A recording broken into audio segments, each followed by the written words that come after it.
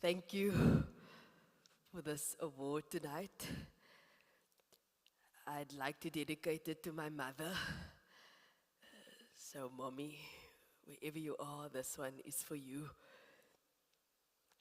I know mothers aren't supposed to have favorites, and maybe it's because I was the youngest and only girl child. But my mother, she taught me how to dream. This is the new South Africa, my child. You can be whatever you want, she used to say. She only had two choices, to be a teacher or a nurse. She chose teacher. But for me, I had big dreams. Lawyer, pilot, air steward. But there was only one recurring dream. Soccer player. Would she have approved of my choice? I'll never know. The last time I saw my mother, she got into a taxi one Saturday morning. 3 families lost their mothers in a car accident that day.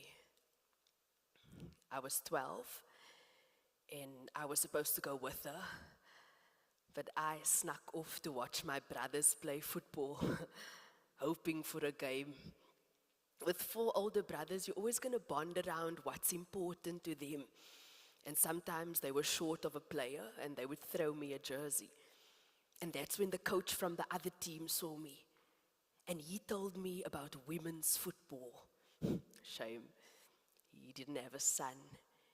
He only had a daughter and she was forced to live out her father's dream. But for me, that was like a dream come true.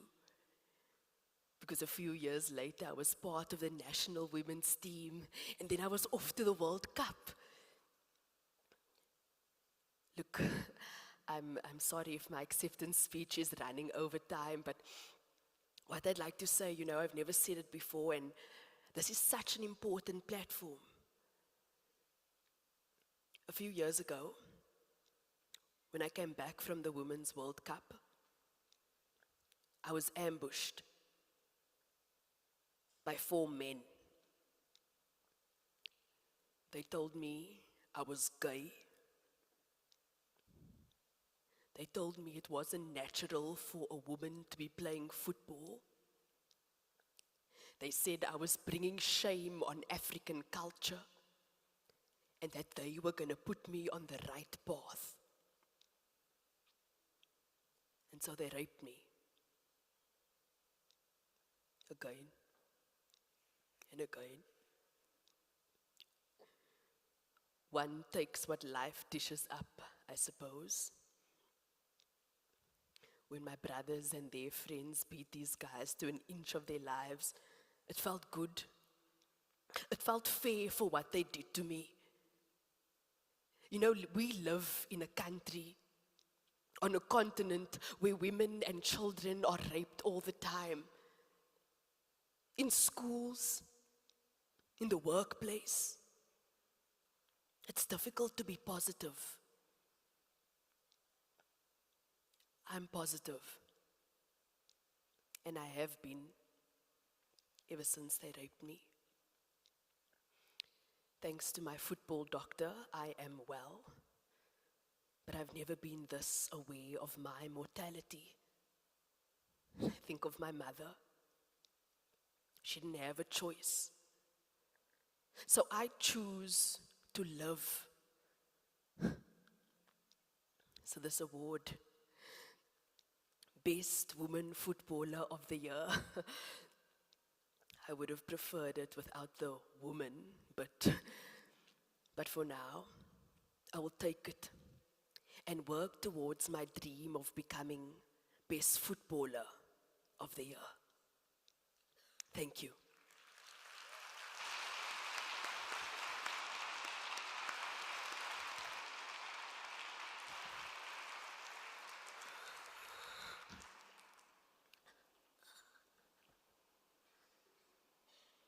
Ladies and gentlemen, welcome to the Femicide Oscars, 5 times the global average, every 8 hours, 3 times a day, a woman is murdered by her intimate partner in South Africa. The Femicide Oscar serves as a reminder so that this does not become normalized. In the category for the best screenplay are the following nominations: Oscar Pistorius for Yes, My Lady, Oscar Pistorius for I Shot My Lady, Oscar Pistorius for My Fair Lady. In the category for the best animation are the following nominations: Tall Story, Beauty and the Beast, Despicable Me. In the science fiction category are the following nominations, all starring Oscar: Blade Runner Goes to Jail, Blade Runner Goes to Jail 2,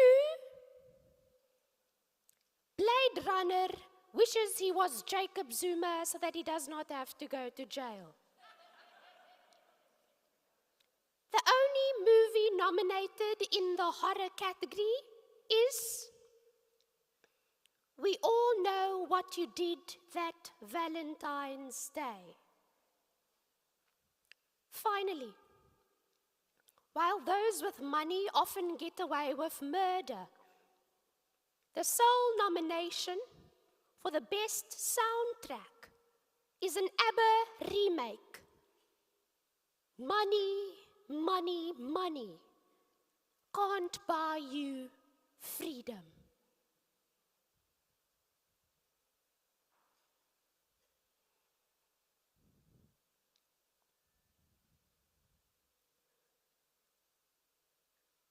Another girl child was killed today. While empty vessel leaders try to outpoint each other about who least lays their fists on spousal faces, another girl child was killed today. Another photo op for a politician who will arrive with blue lights, a security entourage, VIP protection, and leave behind hollow words of comfort that would do little to massage a mother's pain, to assuage a father's guilt. Another girl child was killed today. It could have been my niece. What if it had been my daughter, perhaps my little sister? I couldn't bear the thought, which now causes me to rage. Spare me your conference talk of evil systems that create evil men. I shut my ears to your mitigating pleas about human rights when the most fundamental right to live has been brutally, viciously, callously ripped from a young girl child by a monster masquerading as a man. You traitor leaders who trample the law, who contravene with impunity the Constitution to appease your insatiable bellies. You unconscionable thieves who appropriate the people's purse endlessly to avoid your day in court for looting the people's purse. Who know that we poor are unequal before the law to the politically connected and the rich. You dare ask that the law takes its course when the law has convicted, jailed, paroled, and unleashed a monster to rape and murder again. When next you self-righteous leaders assume the moral high ground, debating crimes against humanity with some apartheid fossil,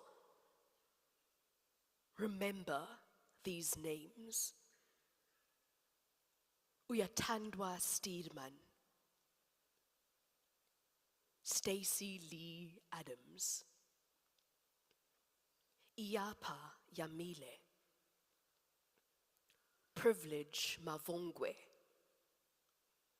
Courtney Pitters, Yannicka Mallow, Tasni van Wyk, Uyunene Mukhitwana. Only a small number of monuments to your ongoing crimes against humanity, your utter failure to keep the girl children safe whose birthrights were at least 70. As for me, hear this. I will do whatever it takes to nurture, to protect, to defend the girl children of our land, not as an act of bravado, not even as an angry indictment of you, but purely to affirm my own humanity in this, our inhumane land.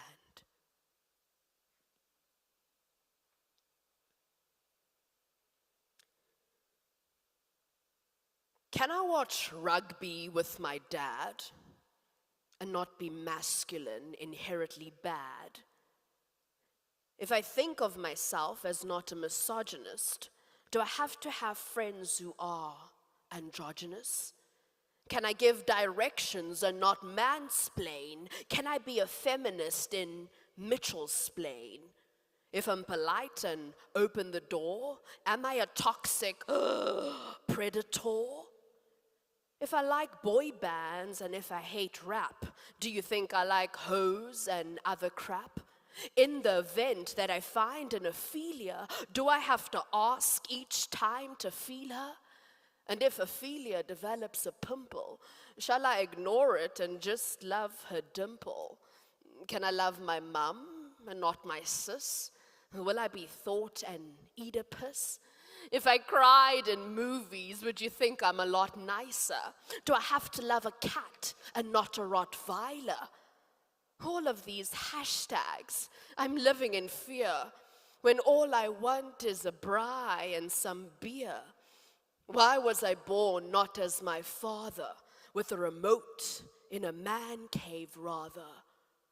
Shall I be vegan? No longer Hamlet? Deny myself meat, forever squashlet? To be or not to be? Is that the question? Or is it how to be me?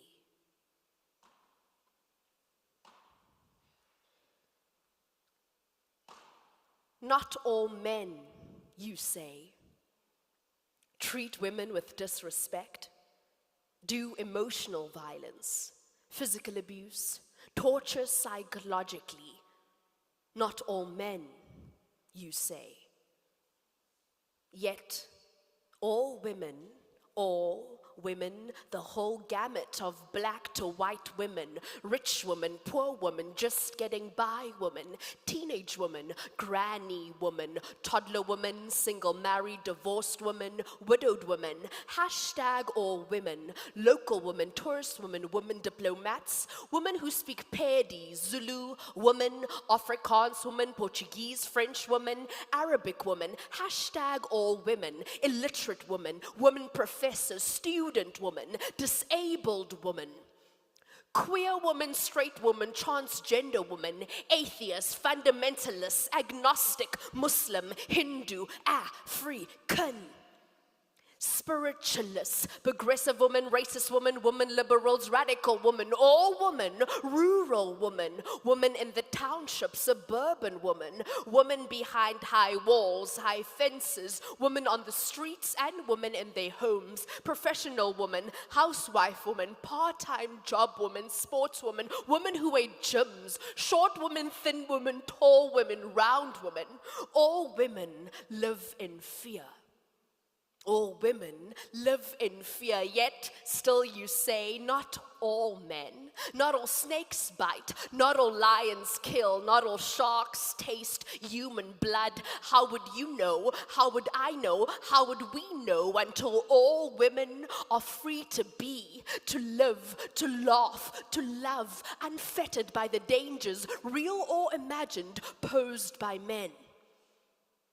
All men, hashtag all men are snakes, are lions, are sharks, till no woman lives in fear. No woman lives in fear. No woman lives